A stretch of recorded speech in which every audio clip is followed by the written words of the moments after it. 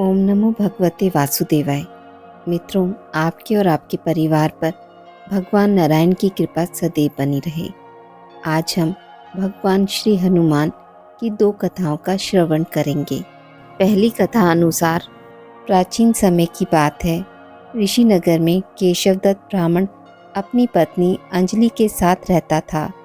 केशवदत्त के घर में धन संपत्ति की कोई कमी नहीं थी। नगर में सभी केशवदत्त का सम्मान करते थे, लेकिन केशवदत्त संतान नहीं होने से बहुत चिंतित रहता था। दोनों पति पत्नी मंगलवार को हनुमान जी की पूजा करते थे। विधिवत मंगलवार का व्रत करते हुए कई वर्ष बीत गए। ब्राह्मण बहुत निराश हो गया, लेकिन उसने व्रत करना नहीं छोड़ा। कुछ दिनों के बाद केशवदत्त हनुमान जी की पूजा करने के लिए जंगल में चला गया। उसकी पत्नी अंजलि घर में रहकर मंगलवार का व्रत करने लगी। दोनों पति पत्नी पुत्र प्राप्ति के लिए मंगलवार का विधिवत व्रत करने लगे। अंजलि ने अगले मंगलवार को व्रत किया, लेकिन किसी कारणवश उस दिन अंजलि हनुमान जी को भोग नहीं लगा सकी और उस दिन वह सूर्यास्त के बाद भूखी ही सो गई। अगले मंगलवार को हनुमान जी को भोग लगाए बिना उसने भोजन नहीं करने का प्रण किया। 6 दिन तक अंजलि भूखी प्यासी रही। 7वें दिन मंगलवार को अंजलि ने हनुमान जी की पूजा की, लेकिन तभी भूख प्यास के कारण अंजलि बेहोश हो गई। हनुमान जी ने उसे स्वप्न में दर्शन देते हुए कहा, उठो पुत्री, मैं तुम्हारी पूजा पाठ से बहुत प्रसन्न हूँ। तुम्हें सुंदर और सुयोग्य पुत्र होने का वर देता हूँ। यह कहकर हनुमान जी अंतर्ध्यान हो गए। तत्काल अंजलि ने उठकर हनुमान जी का भोग लगाया और स्वयं भोजन किया। हनुमान जी की अनुकंपा से अंजलि ने एक सुंदर पुत्र को जन्म दिया। मंगलवार को जन्म लेने के कारण उस बच्चे का नाम मंगल प्रसाद रखा गया। कुछ दिनों बाद अंजलि का पति केशवदत्त भी घर लौट आया। उसने मंगल को देखा तो अंजलि से पूछा, यह सुंदर बच्चा किसका है? अंजलि ने खुश होते हुए हनुमान जी के दर्शन देने और पुत्र प्राप्त होने का वरदान देने की सारी कथा सुना दी, लेकिन केशवदत्त को उसकी बातों पर विश्वास नहीं हुआ। उसके मन में पता नहीं कैसे यह कुत्सित विचार आया कि अंजलि ने उसके साथ विश्वासघात किया है। अपने पापों को छिपाने के लिए अंजलि झूठ बोल रही है। केशवदत्त ने उस बच्चे को मार डालने की योजना बनाई। एक दिन केशवदत्त स्नान के लिए कुएं पर गया। मंगल भी उसके साथ था। केशवदत्त ने मौका देखकर मंगल को कुएं में फेंक दिया और घर आकर बहाना बना दिया कि मंगल तो कुएं पर मेरे पास पहुंचा ही नहीं।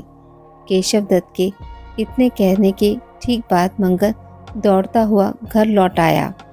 केशवदत्त मंगल को देखकर बुरी तरह हैरान हो उठा। उसी रात हनुमान जी ने केशवदत्त को स्वप्न में दर्शन देते हुए कहा, तुम दोनों के मंगलवार व्रत करने से प्रसन्न होकर पुत्र जन्म का वर मैंने दिया था, फिर तुम अपनी पत्नी पर शक क्यों करते हो?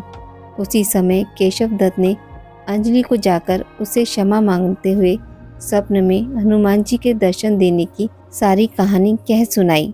केशवदत्त ने अपने बेटे को हृदय से लगाकर बहुत प्यार किया। उस दिन के बाद सभी आनंद पूर्वक रहने लगे। मंगलवार का विधिवत व्रत करने से केशवदत्त और उनके सभी कष्ट दूर हो गए। इस तरह जो स्त्री पुरुष विधिवत मंगलवार का व्रत करके व्रत कथा सुनते हैं, हनुमान जी उनके सभी कष्ट दूर करके घर में धन संपत्ति का भंडार भर देते हैं। शरीर के सभी रक्त विकारों के रोग भी नष्ट हो जाते हैं। दूसरी कथा अनुसार एक नगर में एक बुढ़िया माई रहती थी। बुढ़िया माई हनुमान जी की पूजा किया करती थी। वह नियम से हनुमान जी की पूजा करती थी और हर मंगलवार को हनुमान जी का व्रत रखती थी। मीठा और पकवान बनाकर हनुमान जी को भोग लगाती थी। वो ना तो मंगलवार को मिट्टी खोदती थी और ना घर को लीपती थी। बुढ़िया माई के बेटे का जन्म मंगलवार के दिन हुआ था, इसलिए उसका नाम मंगलिया था। एक दिन हनुमान जी बुढ़िया माई की परीक्षा लेने के लिए मंगलवार के दिन एक साधु का भेष बनाकर बुढ़िया माई के घर आए और बोले कि है कोई हनुमान जी का भक्त जो मेरी इच्छा पूरी कर दे। साधु की आवाज़ सुनकर बुढ़िया माई बाहर आई और बोली कि हे महात्मा जी, आपको क्या चाहिए। साधु रूपी महात्मा जी बोले, मैं भूखा हूँ, भोजन बनाऊंगा, तुम अपना चूल्हा और आंगन लीप कर मुझे दे दो। बुढ़िया माई ने हाथ जोड़े और बोली, महाराज, मिट्टी खोदने और आंगन लीपने के अलावा आज आप जो भी आज्ञा देंगे वो मैं अवश्य मानूंगी। साधु रूपी हनुमान जी बोले कि आप पहले मुझे वचन दो कि मैं जो कहूँगा तुम वो ही करोगी। बुढ़िया माई ने वचन दे दिया। साधु बोला, तुम अब अपने बेटे को बुलाओ। इसके बाद बुढ़िया ने अपने बेटे को बुला दिया। साधु रूपी हनुमान जी बोले, अब इसे धरती पर औंधा लिटा दो, मैं इस पर ही भोजन बनाऊंगा। ऐसा सुनकर बुढ़िया माई के पैरों तले जमीन खिसक गई, परंतु वो तो साधु को वचन दे चुकी थी, इसलिए उन्होंने मंगलिया को साधु के हवाले कर दिया। परंतु हनुमान जी की परीक्षा अभी पूरी नहीं हुई थी। उन्होंने बुढ़िया माई को कहा कि अब इसकी पीठ पर मुझे आग जलाकर दो, जिस पर मैं भोजन बनाऊंगा। बुढ़िया माई अत्यंत दुखी हो गई और आग जलाकर वह रोती हुई अंदर चली गई। भोजन तब तैयार हो गया। तब साधु रूपी हनुमान जी बुढ़िया माई से बोले कि भोजन बन गया है, अब तुम अपने बेटे को बुला लो ताकि वो भी भोजन कर सके। बुढ़िया माई बोली, हे महाराज, आप मेरे दुखी मन को और मत दुखाइए।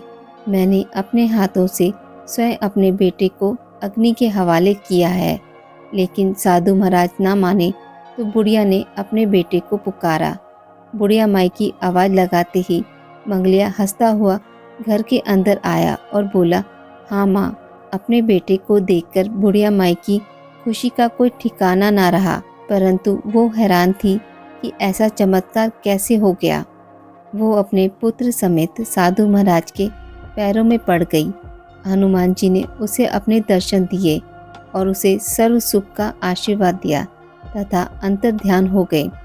हे हनुमान जी महाराज, जैसे अन्न धन के भंडार और सर्व सुख बुढ़िया माई को दिया, वैसे ही इस कहानी को कहने वाले और सुनने वाले और हुंकारा भरने वाले सभी लोगों पर अपनी कृपा करना।